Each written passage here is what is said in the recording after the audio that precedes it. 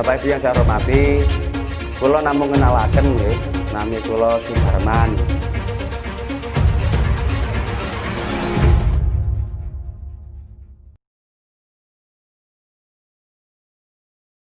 Nami kula Sudarman, kula kelahiran Gedangan, umuripun gangsal sekawan.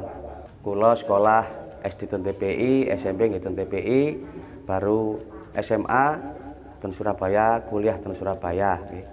Kuliah ngantos tamat sarjana, alhamdulillah. Kula nyuwun izin sanget dumateng jenengan sedanten nggih. Nggih nyuwun izin nyuwun ridho jenengan kula nyalokaken kepala desa nggih. Kula nyalokaken kepala desa nggih.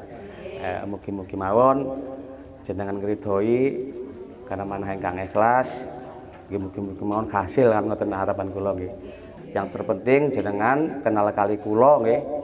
Kenal kali kula nami kula Sudarman, memberanikan diri untuk menjalankan kepala desa dengan tujuan agar nanti Desa Gedangan lebih baik, baik perekonomiannya, baik pendidikannya, baik kesehatannya, dan baik lingkungannya, sehingga kita menghuni Desa Gedangan itu bisa nyaman.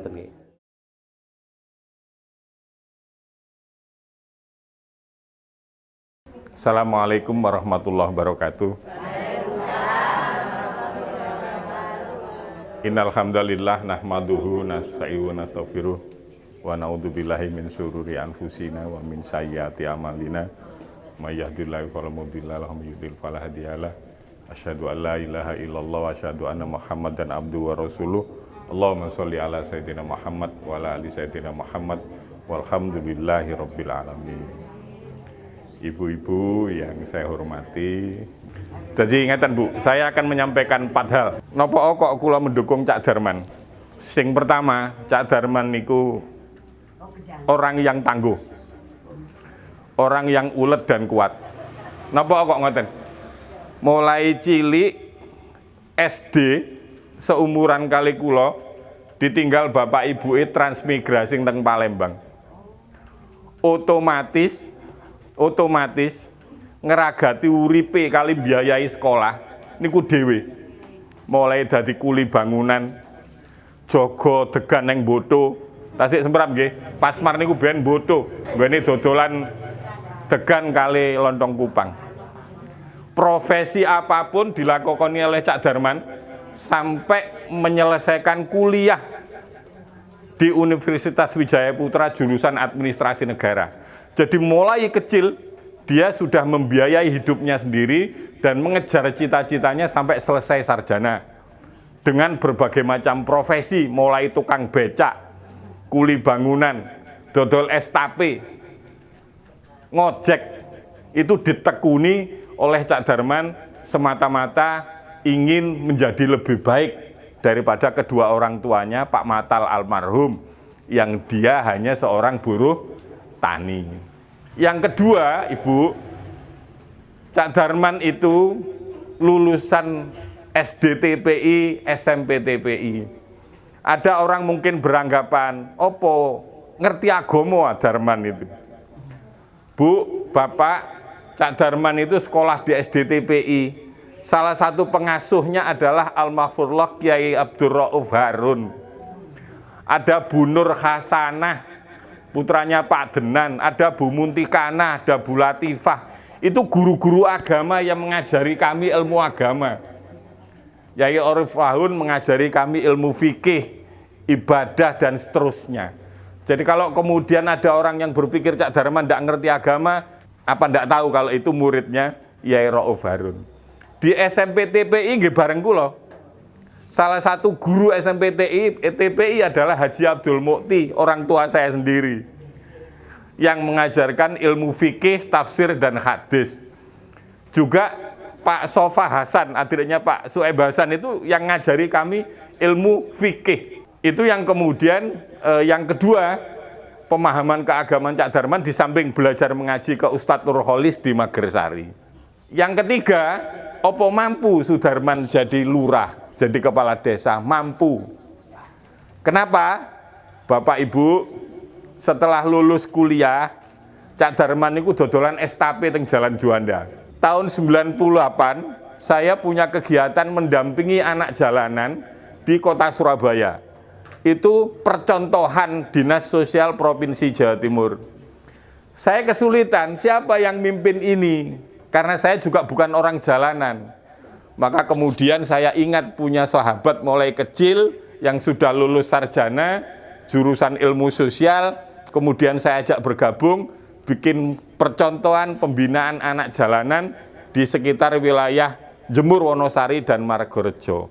Memang tidak gampang dan tidak semuanya berhasil Bapak Ibu, karena anak-anak jalanan itu memang dikaryakan oleh orang tuanya. Mereka minta-minta di lampu merah, itu orang tuanya nunggui. Maka kita tidak melarang saat itu, tapi bagaimana caranya anak-anak itu ada jeda waktu untuk terus tetap belajar. Alhamdulillah dari sekitar 18 anak usia SD yang kami bimbing saat itu, selama 2 tahun masih bisa menyelesaikan sampai lulus sekolah dasar. Kita kerjasama dengan SD Takuma di Jemur, Wonosari. SD Takuma itu SD dulu Bu Khofifah, Bu Gubernur itu sekolah madrasahnya di situ. Kita kerjasama di situ. Kemudian tahun 2000 Cak Darman bergabung bersama kami di program penanggulangan kemiskinan perkotaan di Direktorat Jenderal Pekerjaan Umum di Kementerian PU Pera sekarang. Kalau dulu Kementerian Permukiman Prasarana Wilayah untuk program penanggulangan kemiskinan perkotaan.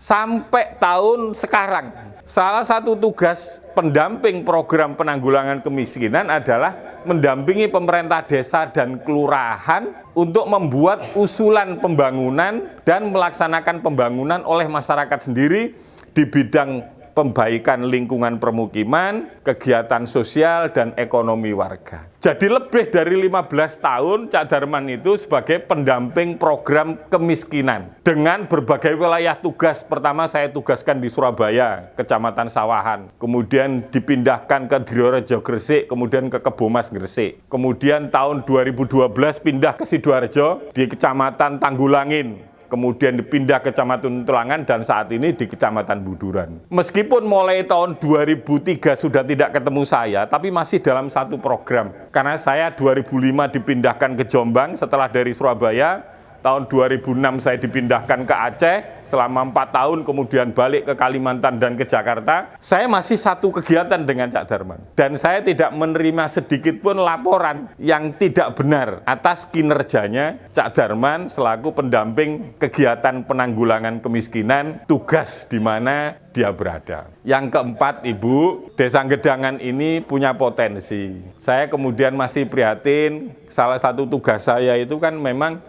mendampingi kelurahan-kelurahan dan desa-desa. Kebetulan tugas saya berpindah memang dari mulai sepanjang Jawa, kemudian dipindahkan ke Sumatera, kemudian keliling seluruh Kalimantan dan Sulawesi. Kalau melihat desa-desa dan kelurahan maju, saya itu kemudian merenung. Kalau pas lagi cuti pulang gitu ya, lagi cuti pulang 1 bulan sekali itu saya ngobrol dengan teman-teman. Pasca Haji Sueb almarhum dan Pak Carek Yazid almarhum, saya tidak menemukan satu perbaikan yang lebih baik. Pengangguran masih tinggi, warga miskin masih banyak, banjir juga masih terjadi. Padahal Gedangan ini adalah pusat ibu kota kecamatan, daerah dekat dengan pelabuhan Juanda, pelabuhan internasional. Banyak perusahaan di sini. Setiap tahun dulu jadi perangkat desa, mohon maaf ini Bu Carek. Dulu perangkat desa itu tidak ada bayaran dari pemerintah, itu tidak ada. Cuman ngandalkan bengkok saja. Gitu itu yang namanya orang sumbangan itu, apalagi kalau Agustusan, gak entek-entek minta sumbangan. Jadi Agustusan itu semua RW sampai tingkat desa itu bikin acara. Dan itu tidak ada sumber dananya kecuali swadaya masyarakat dan sumbangan dari pemerintah desa. Sekarang ini setiap tahun ada anggaran dari pemerintah itu antara 1,5